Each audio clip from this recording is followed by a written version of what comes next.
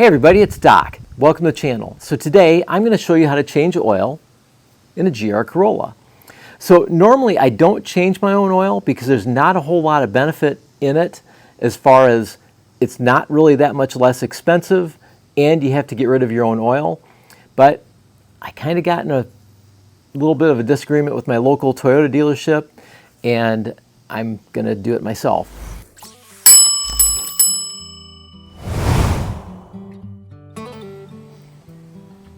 All right, there it is, my super cool GR Marizo, while I trip over some gas cans while I'm backing up here. And really, this is a pretty easy oil change. So what you need to do is you need to get the car off the ground just a little bit. I have these ramps. These are available on Amazon. Cheap. They're not expensive at all, and they're very handy, particularly when you have a car this low. Now, the tools that you'll need, this is what you'll require to change the oil in the GR Corolla. You will need a 10mm socket to remove 4 bolts that there's a cover over the oil pan. Then you'll need a 14mm socket for the oil pan bolt. You'll need some sort of filter wrench. This is one that is pretty specific for the Toyota oil filter. And speaking about the oil filter, it's kind of nice that this is a pretty common oil filter amongst Toyotas, so if you have other Toyotas, you might even be able to use it with them. Of course, double check that. And you'll need washers for the oil pan bolt. Surprisingly, when I ordered the pair of oil filters from Amazon, it actually came with the washers, which is really nice. I don't know if I'd count on that every time, so it certainly won't hurt to get a big pack of washers, because you don't want that to stall your job.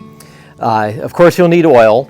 I bought a 6-pack of Toyota approved oil, which is SAE OW20, and you'll need approximately 4.5 quarts of the appropriate oil. And then something I've never done before, this should be kind of fun, is I bought a Toyota specific funnel, and this actually screws in the top so you don't have to basically mess around with a tippy funnel and maybe spilling your oil. So I'm kind of looking forward to that. I think that's going to be fun.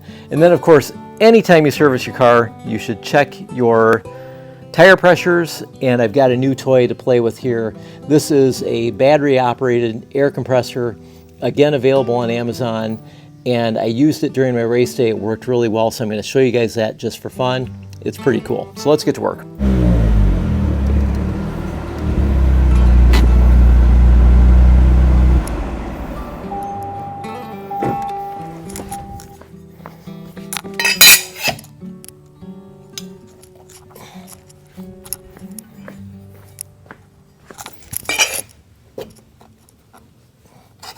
I forgot to mention that you also need an oil pan.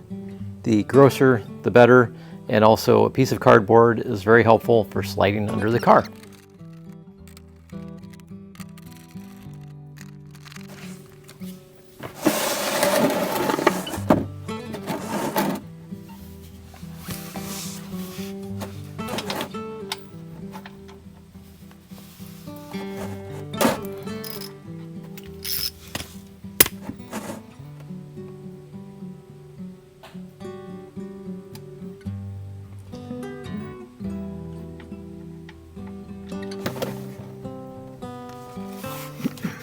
So we put our fresh washer on and we put the bolt back in.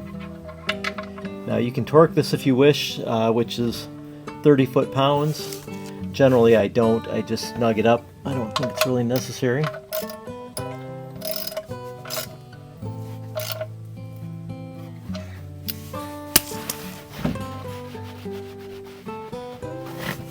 Now let's see if we can get you a good view of the oil filter. Sometimes you can even take off the oil filter by hand. This is not the case, so we will be using our filter.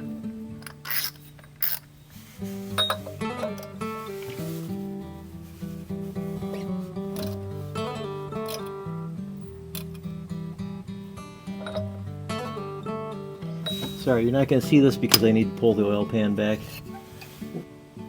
Here.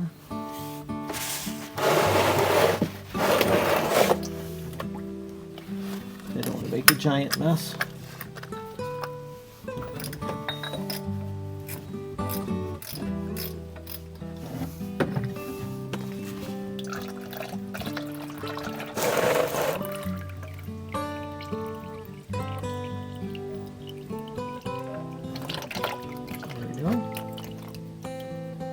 we're going to take advantage of some of this oil, and we're going to lube the seal on it. Just make sure you got a little bit of oil on that seal. And once this thing's done dripping, I'll show you how to put the filter back in. Now for the filter to go back on.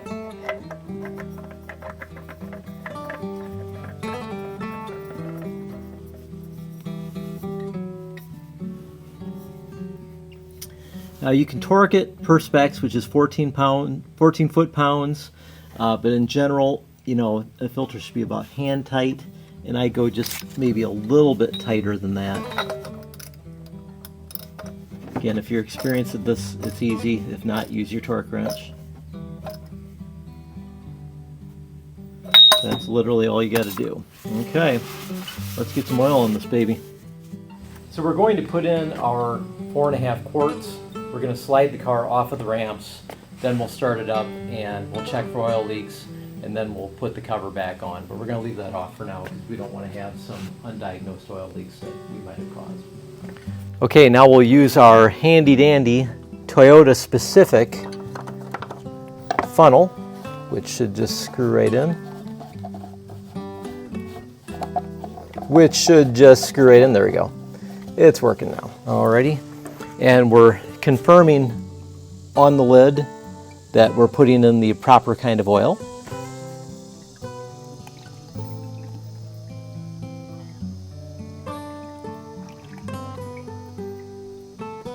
One. I tell you right now, I love this funnel. This is really awesome that it stays in place and it just sucks up that oil. It also doesn't hurt that it's like 100 degrees in this garage and this oil is very non-viscous right at the moment.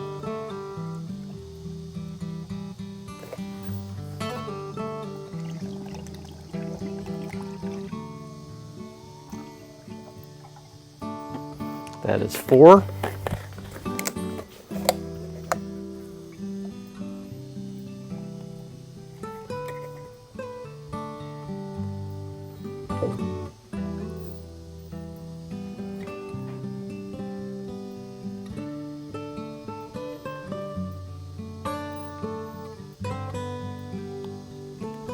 And give or take a half.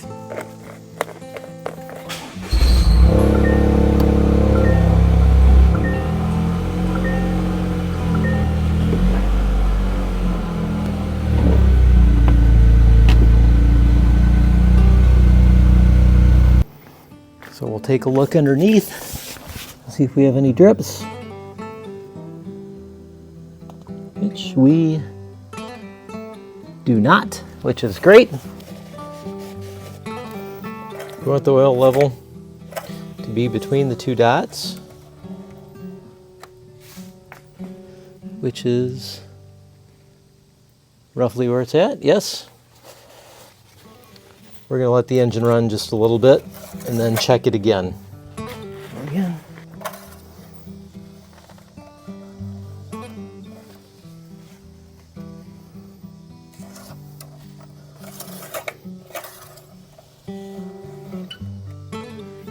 Yep. If you can see that, right where I need to be.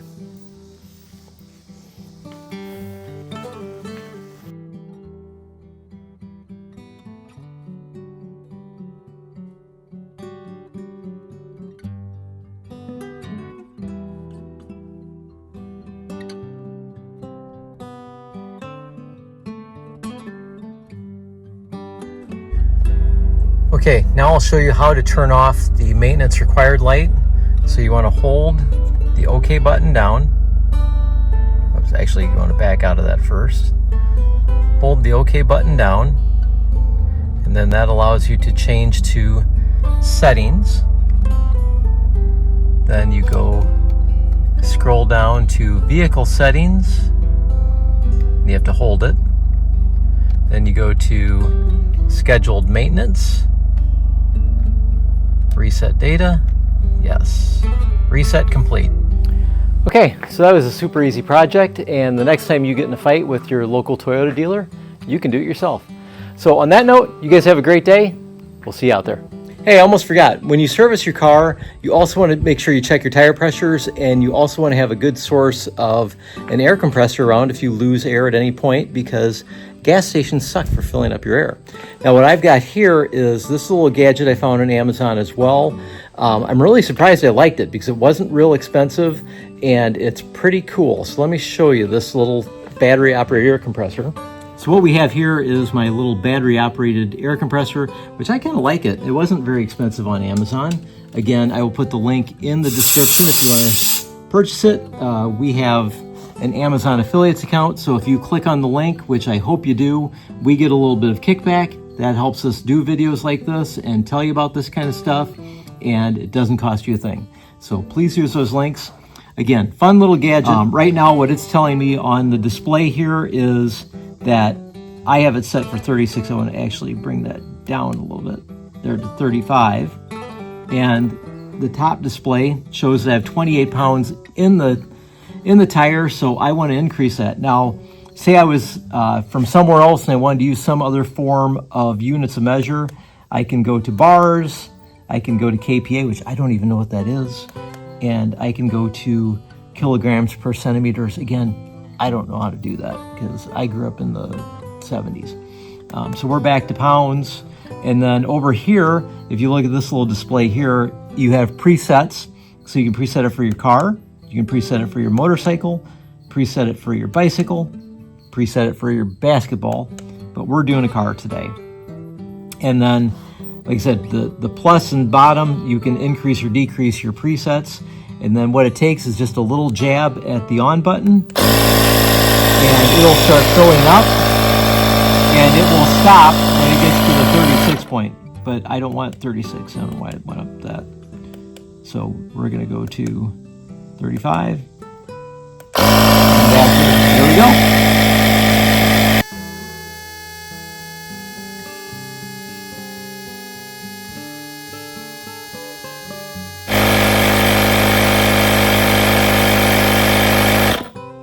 All right, so set perfectly, which is really sweet. The other thing I forgot to tell you about, on the top, there is a USB-C for charging it, but it also goes backwards and will charge your phone. And then there's a USB-A that you can also charge from. So it's a nice extra little battery to have around. I think this is a pretty handy thing to keep in your trunk. I'm still a big fan of my Viers, which plug in, but man, this is super handy. I'll just have to see how it does for longevity and reliability, but pretty cool little toy.